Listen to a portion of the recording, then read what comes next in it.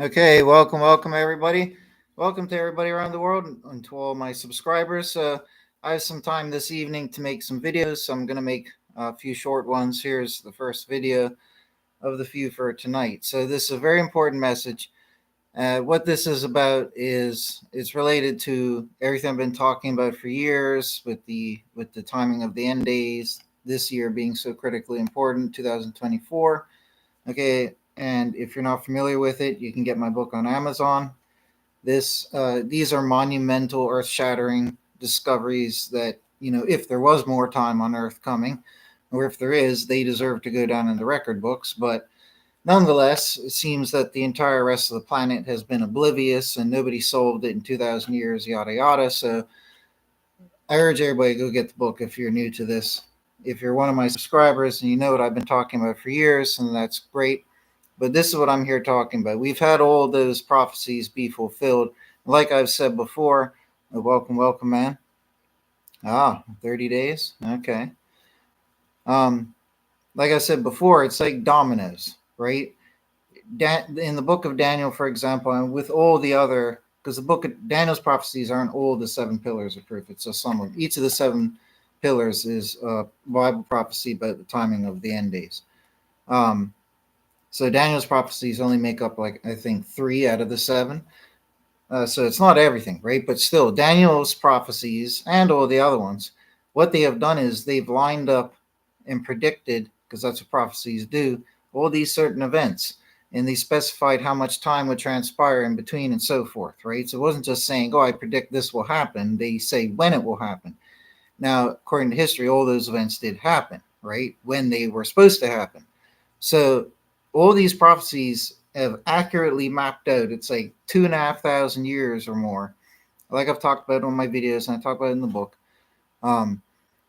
Accurately mapped it out. So if you're thinking about it in terms of dominoes, each domino is like one of the predictions, right? So each prediction so far has come true. The right thing at the right time. So if all these things are occurring like bam, bam, bam, bam, bam, don't you think the last domino is going to occur as well? Of course it will. All of these other ones have come true. The only one waiting to happen yet is literally the final verse of Daniel, for example, in chapter 12, literally the final verse, or the second last verse, whichever one, where he's talking about be 1335 until the end. So that is the final domino, the final prediction. We have to wait for that one to manifest. In order to wait for that to manifest, we have to wait for the arrival of Messiah from the heavens, right? With God and all of that at the end of days. So we're very, very close. We're waiting for that final domino, and by all reasonable rights, it should occur. I mean, all the other ones did, right? All the other ones did perfectly to the exact digit as Daniel and the other prophets foretold. It's unbelievable. It's uncanny. So surely this final domino is going to follow suit. I mean, if you think about it, all the other things are very. I know the end of days scenario is quite fantastic. Don't get me wrong, but if you think about it, all that's really happening at the end of days is God's going to arrive to the earth and judge people, right? You could say that's a fantastic, far-fetched thing, but as a believer, that's less far-fetched. You could say it's more fantastic in the spectacular things that will be taking place. Don't get me wrong, but that's just God coming to this planet and doing what should be done, judging, right? When you stop and think about all these historical events that the prophets foretold, and them occurring at the right times, so that the proper time period is fulfilled, and all of that's quite fantastic, right? Because the end of days is just the end. It's like the full stop at the end. That's the last domino. I mean, yeah, it's a spectacular thing. Don't get me wrong. I'm not trying to minimize it, but I'm just saying you could look at it with the perspective that, it's just the end. That's when God comes here, does this, takes us away, right? Compared to, and there's nothing after that, so to speak, in relation to all these prophecies, right? I mean, the earth's going to be barren and being renewed for a while, and then there might be stuff back on it again, right? But for a while afterwards, it's the full stop, and there's not going to be much life or anything going on here that we know of. We certainly won't be here for a very long time, probably 1,000 years or so on the planet. So the end is like the full stop, but all the other dominoes were specific events, like an abomination being built on the Temple Mount, Israel being conquered and ruled for 1260 years, right? All these certain specific, many different ones too. And they all map out the road that leads to 2024. And all of them came. So if you ask me, that's more fantastic that all those predictions, there's so many of them with numbers attached and all that, they all came true. This is what I mean by looking at this with a little reasonable logic and common sense. Anybody, even a skeptic, would say, well, the last one will probably happen. I've said before, if you had 10 apples on a fence and a wild animal, let's just say a raccoon comes up, grabs one apple, comes back, grabs the second apple, comes back, grabs the third apple, comes back, grabs the fourth, yada, yada, yada, yada, continue. And he's grabbed all 9 apples. When there's one left, don't you think he's going to come back and grab the last apple? It follows suit, just like what dominoes would do, right? So if all the other ones have come true, if the raccoon has taken all 9 apples, he's probably going to take the last apple, right? Any skeptic could even agree on that one, right? So if the prophets all accurately predicted all these things and they're all pointing towards the same year, 2024, don't you think that that final domino is going to occur? Of course it will. It has to. I mean, even if we're off by a year or whatever, or maybe even a couple or a few years, it's still going to happen. It has to happen. Everything else came true. So, I mean, it would be quite unbelievable if nothing did happen, because everything else already has happened in time. So, you know what I mean? If 9 things came to pass, so to speak, out of 10, it would be kind of unbelievable that the 10th one doesn't happen. I would be surprised, right? So it's definitely going to happen. And if it's not this year, then maybe next year, right? But it should be by the digits, by the numbers, by the dates of all the events fulfilled in history, verified history. It should be 2024, okay? But nonetheless, as if we didn't have enough of that scriptural evidence from the prophecies alone, we also have astronomical events. We got the, the supernova that's going to be taking place in Corona Borealis at some point during this year.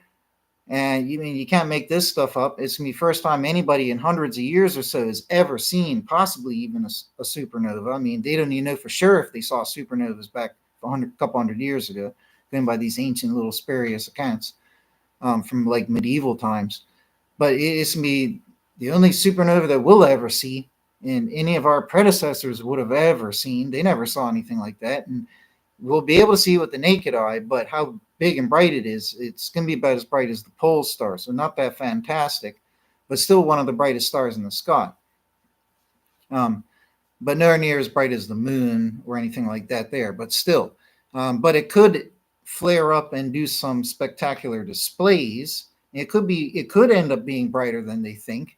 If some ancient accounts that the scientists think are archaeologists, historians think is describing the Corona Borealis last time it went into supernova, whatever the term is, or I think that's the right terminology for it. The ancient accounts were very spectacular, right? They're like everything went, it was either super bright or super dark, and it was casting shadows, like everything was casting shadows like you get during an eclipse. And it was making like crosses or like shapes of light up in the sky, like around the stars. So it was like quite bright. So you never know, we might get something really bright, right? So we have to wait and see. I'm not promising it's going to be big and bright and fantastic, but it could be. And if it is, that would be an amazing sign. I mean, it says a star will proceed from Jacob, right? That's the great prophecy. And it could literally be that. And Jesus said, I will give you the morning star. That's said about Jesus 3 times, right? So makes perfect sense to me that if does flare up and Jesus does come this year, that was a celestial indicator and sign. But nonetheless, we have that devil horn comet. I'm not saying because it's devil horns, but because it is a prominent comet that lots of people will be able to see.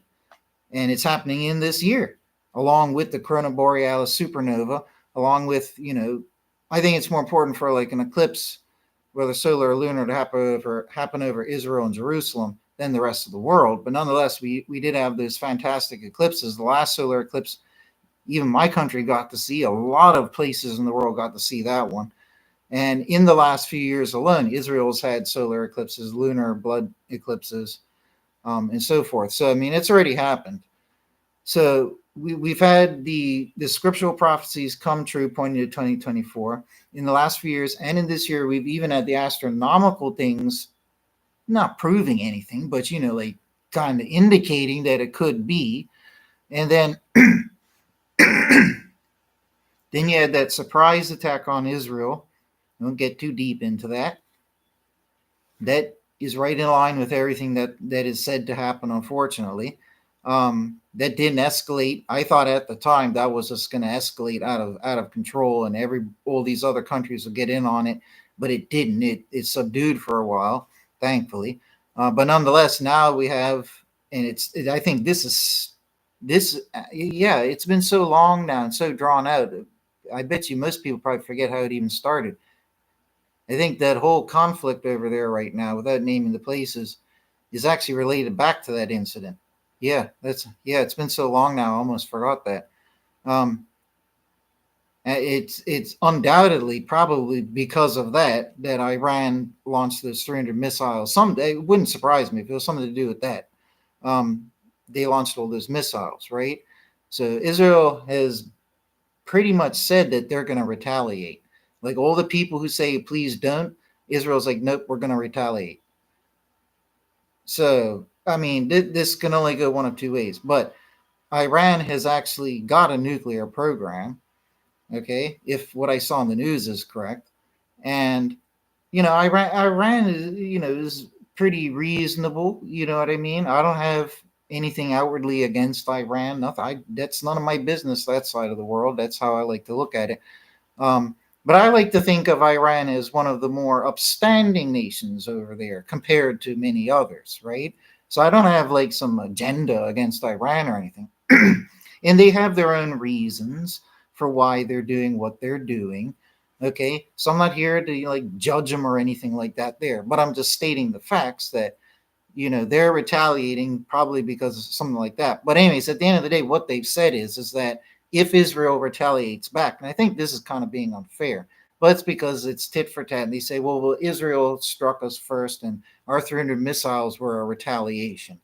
So, you just get into a tit for tat. So that's why I just say, look, I don't live over there. It's not my business. I'm just talking about it, right? So at the end of the day, Iran has said that if Israel does retaliate, that they will strike with, I can't remember the words, but like some unprecedented and a force unseen before, something like that, which hints at nuclear. You know what I mean? It's not saying it's nuclear, but it hints at nuclear. Not that anybody wants nuclear to happen. And plus, I mean, they might even have, I would imagine by now, we're flying into space, we might have some pretty advanced weapons out there, you know what I mean, that aren't nuclear based, that could be used in war, that would be better to use at least than nuclear. Not that any war should take place. So it may not necessarily be nuclear, but they did say it was something along those lines. So, but nations always make these kind of statements all the time, right? But they did just launch 300 missiles at Israel. Okay, I mean, there's videos of the missiles going over the Dome of the Rock, the Temple Mount. I mean, they're a Muslim nation. The Temple Mount, I'm not going to get deep into that. Everybody knows the situation with that one there. That's their holy place too. And you got missiles flying over it. I'm pretty sure, you know what I mean, that is, not a good, and, that's not a nice thing to be happening over your holy place, that missiles be flying over, you know what I mean? That's not a pleasant sight. But those things just took place. So Israel's said they're going to retaliate. If Israel does inevitably retaliate, it's probably going to be harsh, okay, to make a point, like they're doing right now in that place I won't name, which everybody knows about, okay? And if they do retaliate harshly, then Iran's going to retaliate like they said they would. And if Israel does retaliate more harsh than Iran was expecting, which unfortunately probably will be the case, because I don't think anybody was expecting how harshly Israel retaliated with what's going on right now. You know what I mean? I just think that inevitably leads to a very bad and cataclysmic scenario. But where this relates back to the Bible is that Gog Magog, I made a video recently the other day where I got into the scriptural side of all of this, so I don't have to waste my time doing that again now. I won't repeat anything. You can just go search for that video. I think the title is named something appropriate where you'll be able to make sense which one it is. May even say Gog Magog in the title, but nonetheless, I went through all the verses there, right? But off the top of my head, real quick, I can't remember what chapters they come from. It might come to me as I talk, right? But I know in Ezekiel it talks about Gog Magog. I know in Revelations it talks about Gog Magog. I think that's the only places actually that it talks about Gog Magog. And both of those books talk about Gog Magog showing up out of nowhere, or just rising up at the end of days, because it doesn't talk about them throughout the Bible. It did at the very dawn, essentially, and then just didn't talk about them for all this time. And then at the end, it's like they crop up, right? So they've been very mysterious to lots of people for thousands of years, trying to figure out who is Gog Magog. Everybody's got theories at the yin yang. Everybody's tired of hearing theories. But nonetheless, without trying to theorize what they are, if we just look at the world right now and we observe what's happening, okay, and we look at the verses and what they say will happen at the end, like I was talking about in that video, we actually have a sign from God that this is what it was. It was like a preempt, if that's the right word, like a preemptive sign from God. Feeling fancy using that fancy word, but I don't fully know if that's the right word to use, but sounds right. It feels right. There's like a preemptive warning from God, a sign that when you see the nations gathered, Gog Magog, the nations. I'm not saying Gog Magog are the nations, but in some verses it says it's Gog Magog doing this. They gather up around Israel and attack it, and when they do, God and Messiah arrive and destroy them. Okay. In other verses where it talks about this, like which I cover in the video, it mentions how the nations, right? So it describes them as nations, right? So whoever Gog and Magog are, we don't need to fuss and argue and make theories about it, but whoever they are, they're also or exclusively comprised of different nations. So it's not just one people. Okay, and it's from the four corners of the earth, like Revelation says. So Gog, Magog, whoever, whatever they are, they're going to be all around the world. Okay, and they will be here. Where they come from and who they are, let's not worry about, right? But they're going to be here at the end of days, and they will mount up, and comprising their forces will be a number of different nations. This is what we can ascertain from all the verses about it, right? Based on the study video that I did, right? So, and they're going to surround Israel and attack it. And when they do, and at first, according to Zechariah's prophecy, they will do some harm, similar to that surprise attack they did on Israel months ago or whatever it was, right? So they're going to successfully attack at first, but it's like soon as they launch the attack, they achieve some harm. But soon as they start that attack, that's when God and Messiah come down. They come down with heavenly fire, hailstones, depending which verses you're looking at in reference to this, hailstones, fire, and so forth. And the plague from Zechariah, he mentions the plague, which is mentioned in Revelation. The plague will strike those with the mark of the beast. So all these things will be transpiring. So that's what I mean by it's like a preemptive warning or a sign from God. So when you see all those things taking place, then you know that God's about to arrive, right? So right now, it's getting very close to that. Okay, is getting very, very close to that. And if they start retaliating against each other and escalating their attacks on each other, Israel, Iran, and whoever else is going to join in, then you would literally have groups of at least a few different nations who could rightfully be the Gog Magog surrounding Israel to attack it. And that would be the only actual sign, like I talked about in the video, really, before the arrival. Because once Jesus is right up in the sky above, ready to arrive with the armies of God, then we'll see the following signs. But that's why Jesus said, our generation doesn't deserve a sign. And the only signs we're going to get is God's can give us dreams and visions. Certain people or different people in the end days. What else did it say? But when Jesus arrives, we're going to see the sign of the Son of Man in the heavens. We're going to hear the trumpet. Okay. The stars will be falling. But all this is said to occur when he arrives, right? So at that point, it's too late. You can't say it is a sign, but it's like, oh, he's here. Oh, hello. Welcome. You know what I mean? It's not like with the army surrounding and attacking, you might get hours or a day or days or whatever for warning. So that's what I mean by like a preemptive warning from God. So that is a great sign. Now, in history, when have those things taken place? Well, the only times in history when nations have surrounded Israel and overthrown it, or to overthrow it, it's happened a few times, but the major ones was Babylon. They're all the ones recorded in the Bible, right? Babylon, the Medes and Persians, when they overthrew it, Grecia, and the kingdoms after Grecia and so forth, and then the final beast kingdom, right? Which I won't get into deep detail for this video for other reasons right now, but nonetheless, that made me forget my train of thought there. One sec. Welcome. Might come back to me. One sec.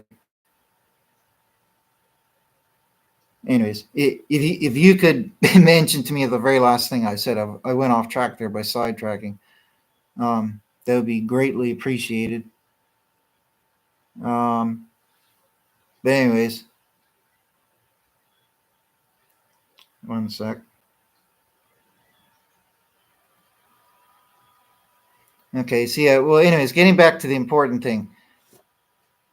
If all those events transpire, like with the retaliations, and the armies do mount up to attack Israel, that would be that preemptive warning sign. The only one that we're going to get before they were. Oh, there we go. Now I remember. What times in history did it happen? Babylonian invasion, Medes and Persians, Grecia, the fall at the hands of Rome. Rome was not the final beast kingdom, but nonetheless, fall at the hands of Rome. Israel is also ruled over by different empires at different times, as I've learned from further study and all of this and that there, in between Grecia and the final beast kingdom, which I won't name again for the sake of this video. I won't get into that matter here. The Sasanian kingdom, the Seleucid, or I can't pronounce that one, Seleucid or whatever, and the Ptolemaic Egypt kingdom and all of this. So there's lots of different empires. And after Grecia fell, there's like a period of roughly 800, 900 years. And in that span, you had the four divisions after Grecia fell, which are Ptolemaic Egypt, that was south, is Euclids or whatever they're called, that's the north, if I've got it right. They never mention who east and west are. And then after that, then it talks about the rise of the fourth, right? But we also know about Rome. Rome is talked about in Daniel 9. And then history shows there was the Byzantines, right? Byzantine could also be considered an extension of Rome. But nonetheless, there was also the Sasanian Empire. And it gets very complex. There's a lot of different empires, and they're going back and forth and fighting about it. But anyways, it's very, very interesting stuff. But what it all comes down to and shows is that at the arrival of the end of the days, when the armies mount up to war against Israel, it's basically the same repeated thing that history has shown with Babylon and with all the others that have happened afterwards, right? Israel's been conquered quite a few times, been conquered by 4 beast kingdoms already, as named by Daniel, okay, as pointed out by Daniel. 4 beast kingdoms, but other empires have also trampled over Israel. And it says that the nations will trample over Israel and all of that during those times. So all that's come true.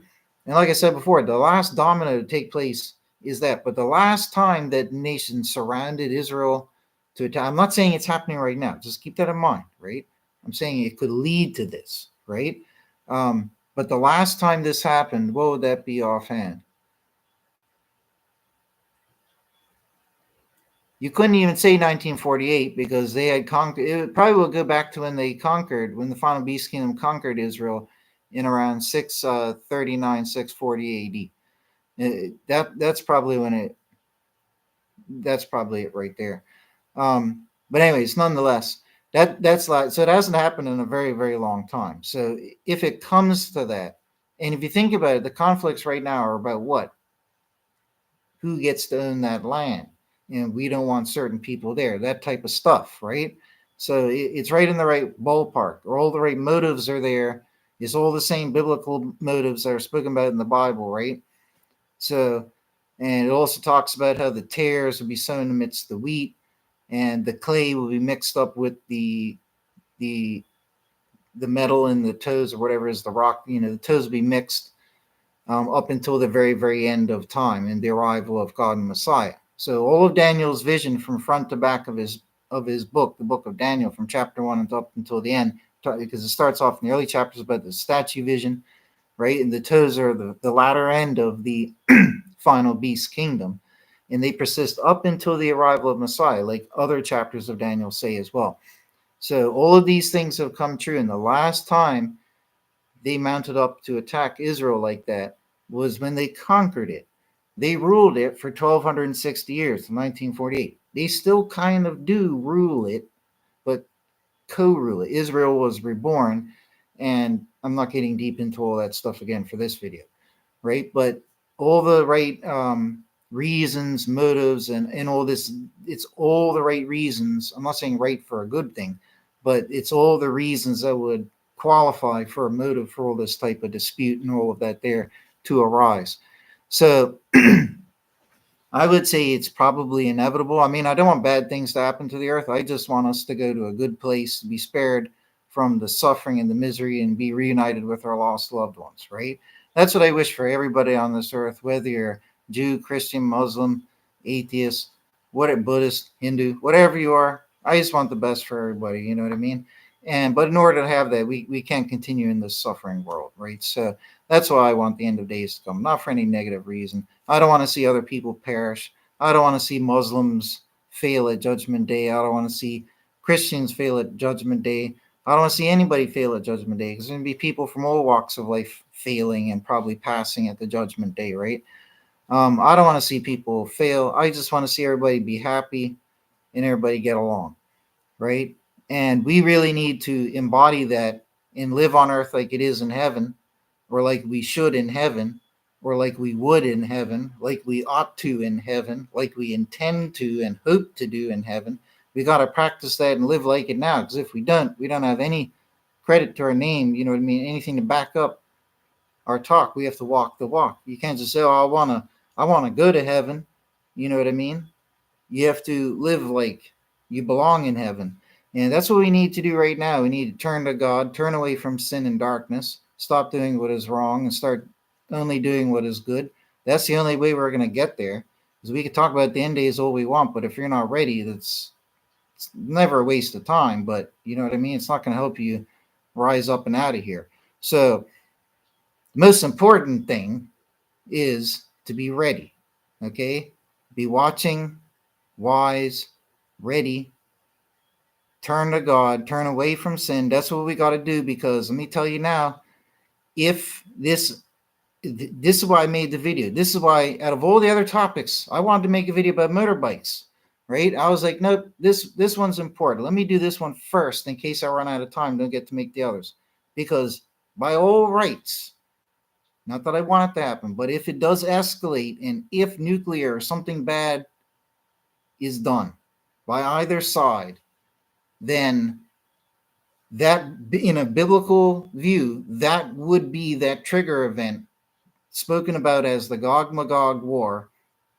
That would be it. And we should basically anticipate the imminent arrival of the Messiah, right? So if I see that happen, like if I turn on the news tonight or tomorrow or in the next few weeks or whatever it is, or months, or over the course of the next year or whatever, if at some point I turn on the news and they've started some big crazy attack over there, I'm going to be itching and tingling in my shoes, because I will be on edge.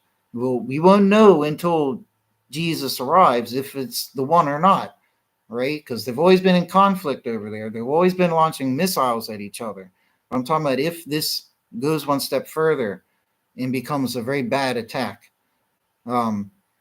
That's all I could say. And also, it would rely. It can't just be between one nation and Israel. It's got to be a number of nations. I don't even think two would qualify. It should probably be at least three nations coming together, or you could even say four, because it did say from the four corners of the world. So I would say probably four. There you go. On that basis, that just popped into my head. So that makes sense, though, right? But at least three, probably four different nations joining forces to go against Israel. If we see that in a big bad attack, then I will be tingling in my shoes, because it could happen. All right. So I'm not promising it will if those type of things happen, but it could very well, based on the Bible, because the Bible says that's what will happen right before he arrives.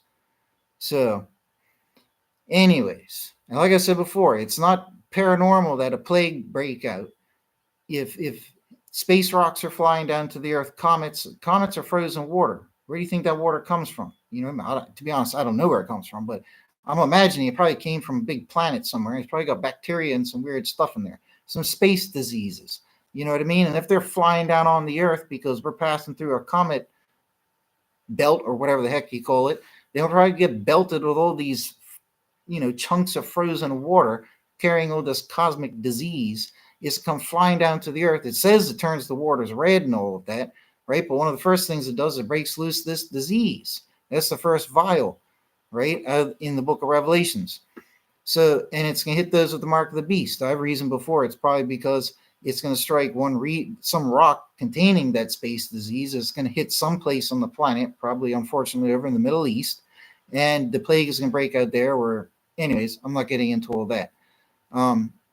It will spread throughout the whole world, but I think based on different verses, not because I have a bias against people, I'm just saying based on the things that the different verses say, it seems to hit one place first and then spread out, because it will affect everybody who has the mark of the beast, no matter where you are on the planet. But just, it's not when it strikes, everybody gets the plague if you have the mark of the beast.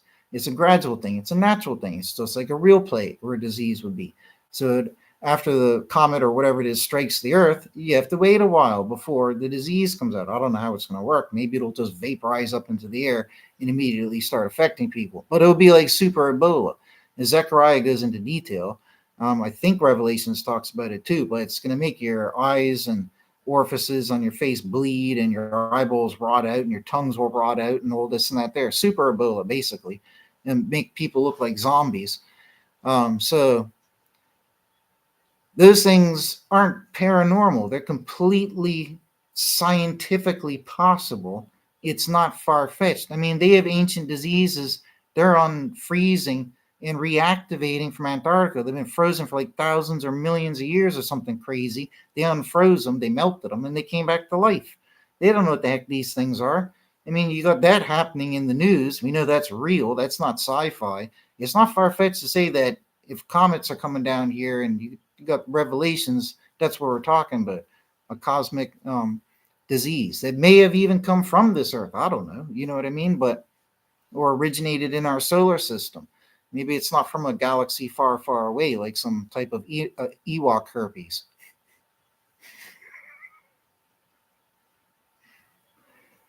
Sorry, I had to crack a joke. The little fluffy Ewoks, man. You gotta crack a joke about an Ewok. That is, man, that would be terrible. We're Gungans another race? Gungans? Yeah, you don't want that Gungan gonorrhea either. You don't want that one either. Anyways, don't mind me. I'm just poking a little fun to have some fun. Anyways, everybody needs a good laugh now and then. So, anyways, everybody, God bless. Take care. Prepare, and please don't have nightmares about Gungan gonorrhea or Ewok herpes. But anyways, for all those of you who've watched those movies, anyways, take care, folks. God bless. Everybody, get ready and prepare. Hey, God has a sense of humor. I'm pretty sure. I'm pretty sure Jesus does too. So, anyways, take care.